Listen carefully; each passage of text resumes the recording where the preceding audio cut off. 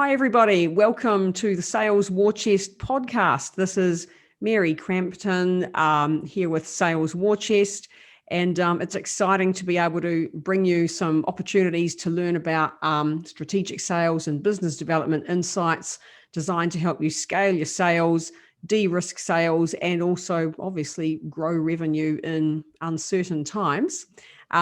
Really excited today to welcome Richard Liew. Richard, I've known you for a while and you've got many hats. So what I do know about you, Richard, is you're the editor of New Zealand Entrepreneur magazine. Just reading all these amazing things I've written down. Founder of the Startup New Zealand Entrepreneurs Program, member of the Economic Development New Zealand, and a mentor with Business Mentors New Zealand. So welcome, Richard. Thanks very much for having me, Mary. Good to be here. Oh, brilliant. Yes. And of course, you know, we can say post-COVID, but some of that stuff is obviously still going on here in New Zealand. There are some more levels of lockdown that are happening at the moment, and of course around the world. But the businesses all around us, they just have to find a way of going on. And I was thinking, you know, with all the different hats you wear and the different people that you speak to, you've probably got a pretty good finger on the pulse of small and medium businesses here in New Zealand, particularly. And I thought, look, it would be lovely to speak to you. So, Richard, have you got any particular things that are standing out about what SMEs are doing about their sales at the moment? How are they managing things? I think you're right, Mary, that we can't really have this conversation about business without taking into account the time in which we live in, and sort of the post-COVID world. And as you point out, though, we're still dealing with the ongoing effects of that. Right now, obviously, Auckland is experiencing yet another level 3 lockdown, and what we know is there are a lot of business people in pain. This is we're a year into this. It's basically a year since the first level 4 lockdown in New Zealand. And I was listening yesterday on the news. One of the psychologists was sort of just talking about where people's heads are at. How long can we carry on going? Dealing with this challenge without it really starting to have some quite severe impacts, both not just emotionally but mentally, on our psyche in terms of business and motivation to keep going. So yeah, really testing times. And, I think the businesses that have been able to survive through it so far, the data coming out is that, hey, look, if you're still going a year into it, then that's great. But, can we really keep going in this sort of level of uncertainty?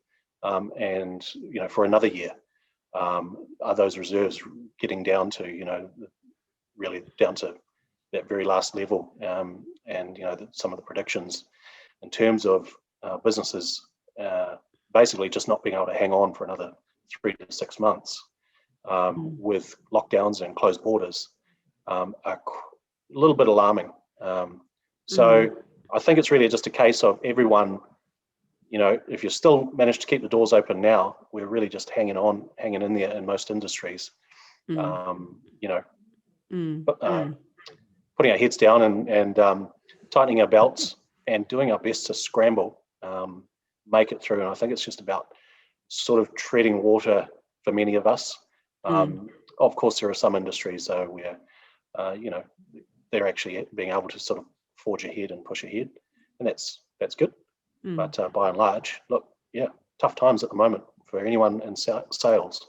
Yeah, and it was interesting too, because one of the things I really wanted to ask you today is how do you think businesses are going with moving towards incorporating the whole online space as a big part of their sales? And then I saw, goodness me, you've just put out another article about that very thing. Is that a really big gaping need still, or do you think most businesses have got there with their online functions? Here in New Zealand, we absolutely have lagged behind in terms of digital transformation for most businesses. So, larger businesses have been pretty good by and large, migrating into the new online digital space. They understand and have done for quite some time that, and the way that our customers buy today, they're always doing their research before they make any sort of a buying decision. They can look up all the suppliers for whatever they want, compare them all with a few clicks of the mouse button. And, if you cannot be found or are not found easily, then, you're simply missing out on opportunities right out of the gate. But when it comes to the smaller businesses, and a lot of those, including self-employed people, absolutely, the last few years, for a long time,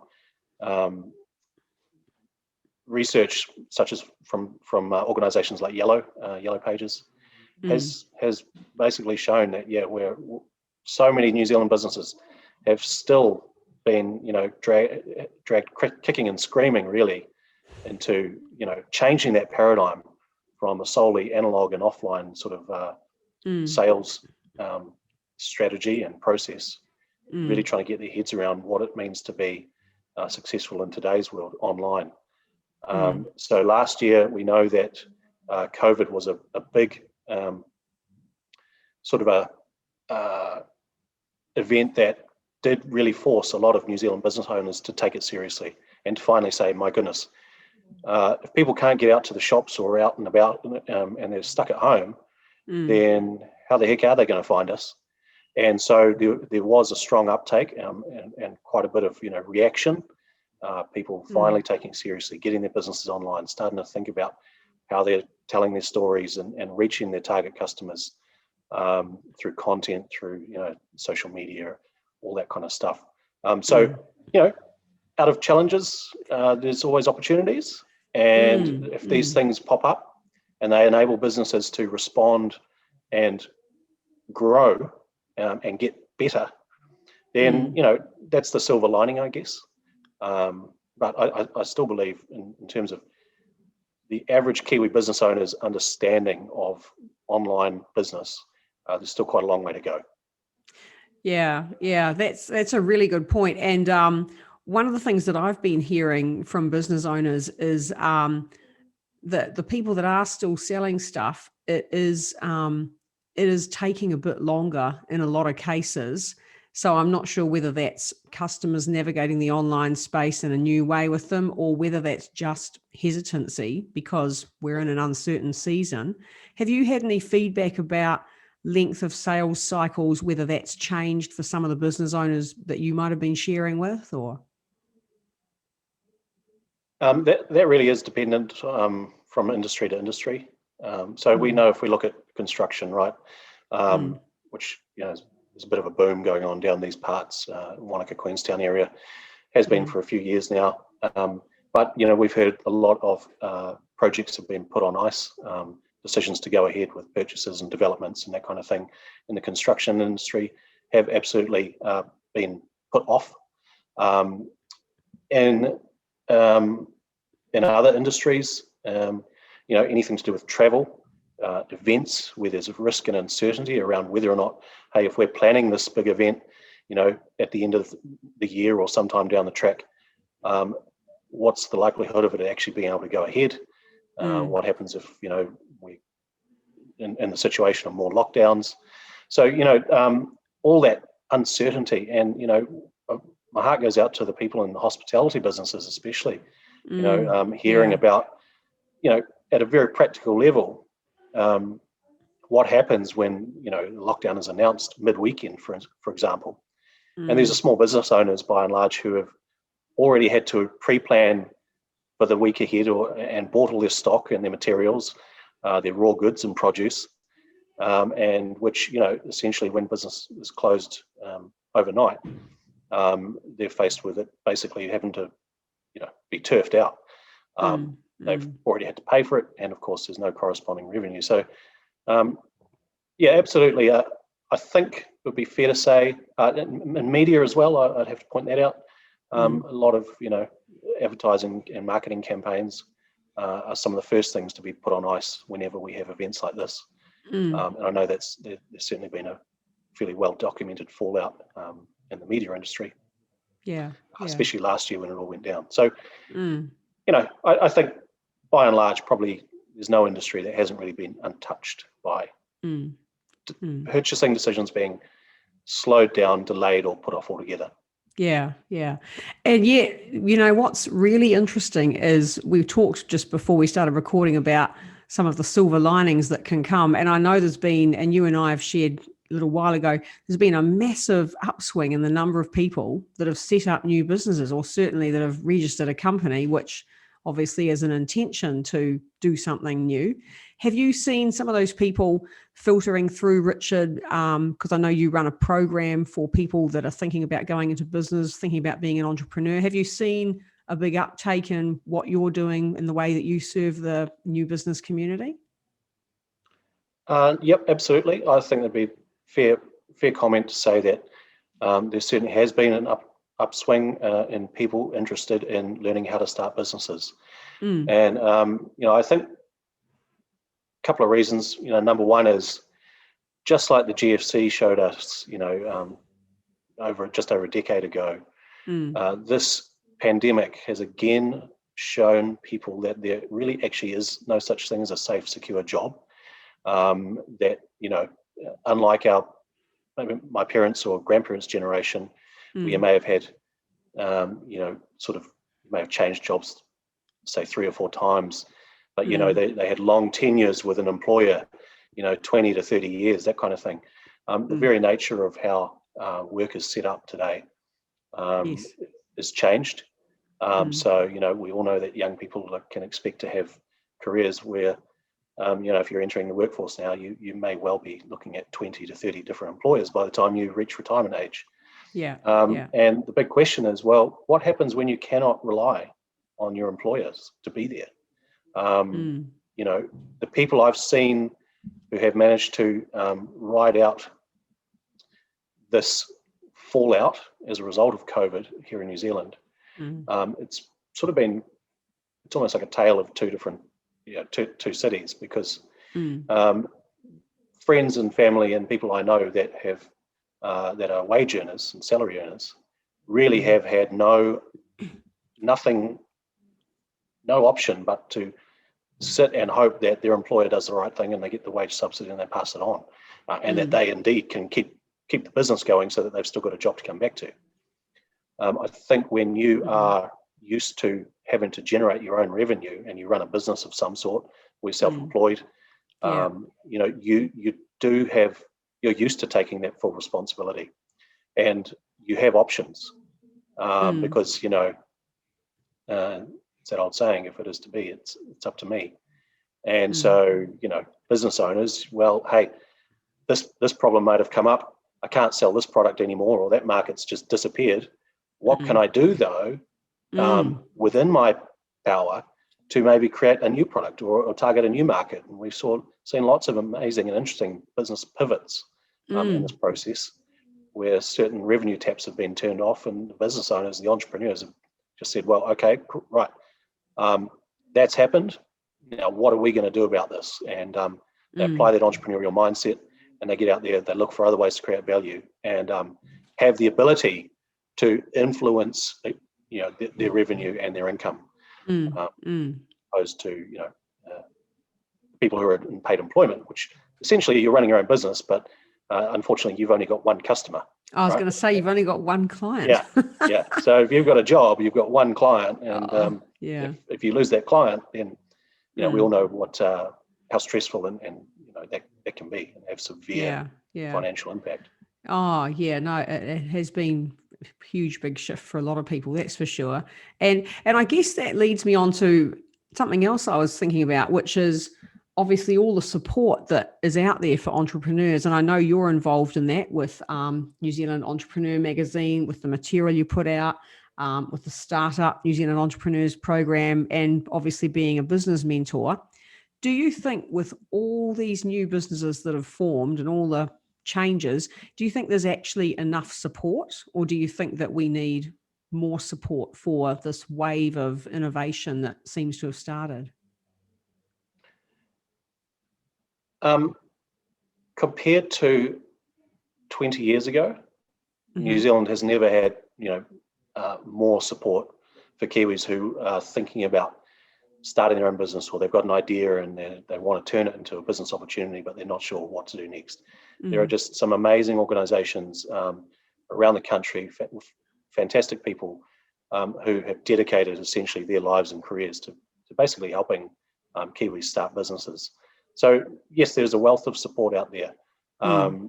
And unfortunately, we're still in a situation though where sometimes it does depend on where in the country you happen to be situated in terms of your ability to access startup programs, entrepreneurial programs, meet like-minded people, access funding for your startup business.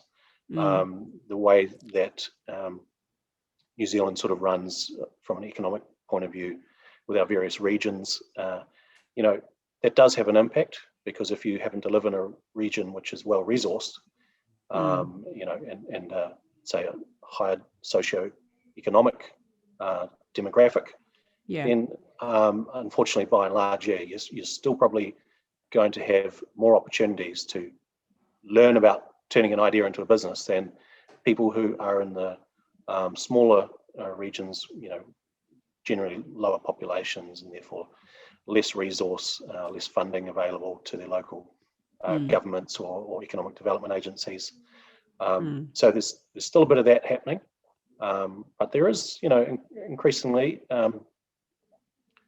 access to startup support programs and mentors and people online, which is good. So never been better, but we still need more. So. Well, I think with all that Kiwi entrepreneurial drive, there'll continue to be a lot of that, in the future. But I do think as well what you've just said about the support that's available online. I mean, you could live in any small town, and provided that you've got internet access, and there are still some places where that's really challenging, but provided you've got internet access, you have got those opportunities, and they are there if you go digging. And I guess too, do you have a sense of the mood of small business owners or small and medium enterprises here in New Zealand? Have you got a bit of a sense of how people are feeling about the next 12 months ahead? From what I'm hearing and people I know, and what I've observed sort of happening around the country in various business circles, again, it's obviously sort of a situation of where if you're still in business now, you've survived this last 12 months, then there's sort of that's a good start. Obviously, we're here to do business, as opposed to the poor people who haven't been able to be, survive through this. And we know, the psychological effects of losing businesses, and that can be absolutely massive and can really set business owners back, not just emotionally and financially, but at a real deep level. Because of course, a lot of these businesses that we talk about, it's easy to read the numbers, but we've got to remember there are actually people behind these businesses who are, in most cases, have put blood, sweat and tears into bringing whatever their gift was to the world to life. And to lose that can be like losing, someone in your family. So for those people, let's just hope that they're able to dust themselves off, pick themselves up, and can come back at it when the time is right. For the people still in business, maybe it's sort of starting to get to that point, especially recently, where everyone's just a bit pissed off, basically, with the whole situation. The novelty absolutely is worn very thin, and we're really, I think, now's the time to really dig into those reserves, the spiritual and mental, the strength that we're going to need to pull out, because this next 12 months is going to be the telling time. Are there some people out there who are optimistic about their future and the next 12 months? I'm sure there are. I hope we both are. Yeah, I'm pretty optimistic. Well, I think it's been a really tough 12 months for a lot of people, and I've experienced some challenges personally. And, I know that you'll know people as well, but I still see opportunities out there. I was going to ask you actually, Richard, have you got any particular areas where you think, oh, that's a rising opportunity? I mean, what have we got? We've got more people at home than ever before staring at their walls. So, of course, not just construction, but home renovation is really opening up. Do you see any other sort of areas where there could be a massive, big market or, big opportunities happening? It's sort of hard to say at a high level. We've got things happening to do with, artificial intelligence, the developments there, machine learning, and the flow-on effects that's having into sectors like the energy sector, transport, all that sort of highly technological based sort of innovation out there. And that's just playing out, from a more immediate point of view. As you pointed out, more people basically stuck at home. We've had to change the way we look at things like commuting, where we work, how we work. There's been challenges that have popped up around that, largely being solved via things like the internet. So, if you're in that digital space, the online space, learning and development, again, I think there's a lot of people scratching their heads thinking, right, when life goes back to normal, is this really the normal life I want to continue with? Or, I think there's a lot of people, have been given pause for thought to really consider, am I doing what I really want to do? What would I do if I could? Now is a good time to be able to really reflect on those sorts of questions and take the time to upskill, learn. So online learning is absolutely taking off. Or just continuing that trajectory, should I say?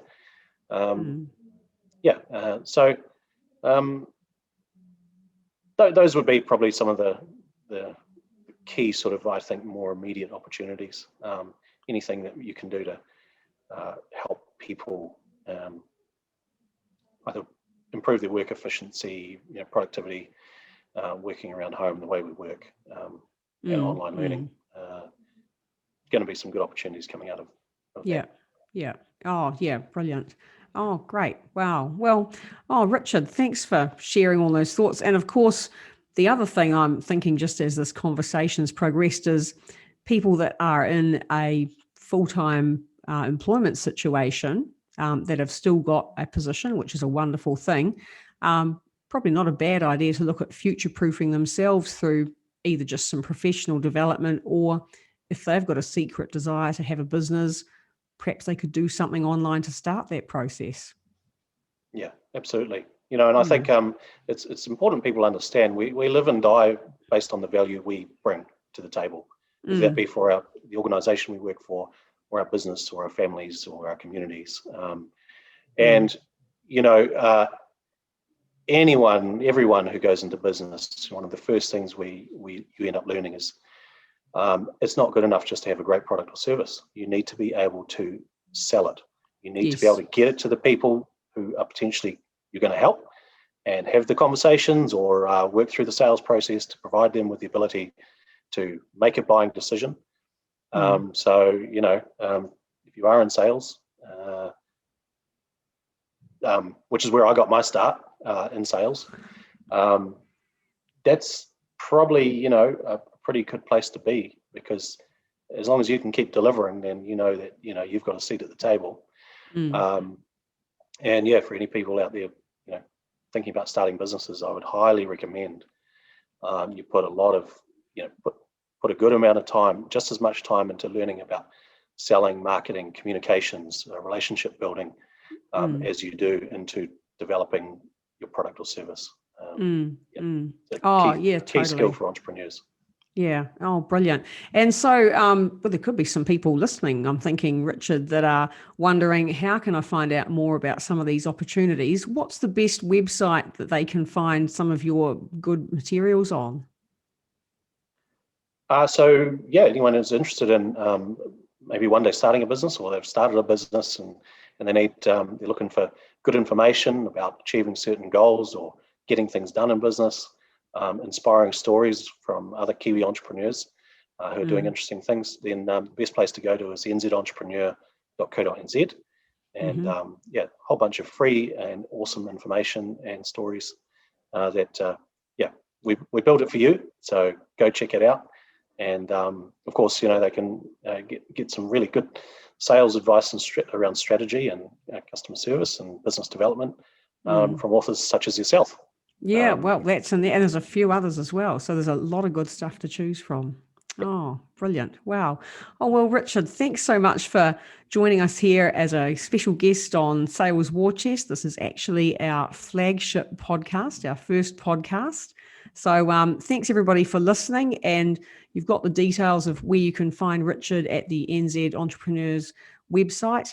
And do join us again next time, where we'll walk through some more strategic sales and business development insights to help us all grow revenue in uncertain times. Thank you.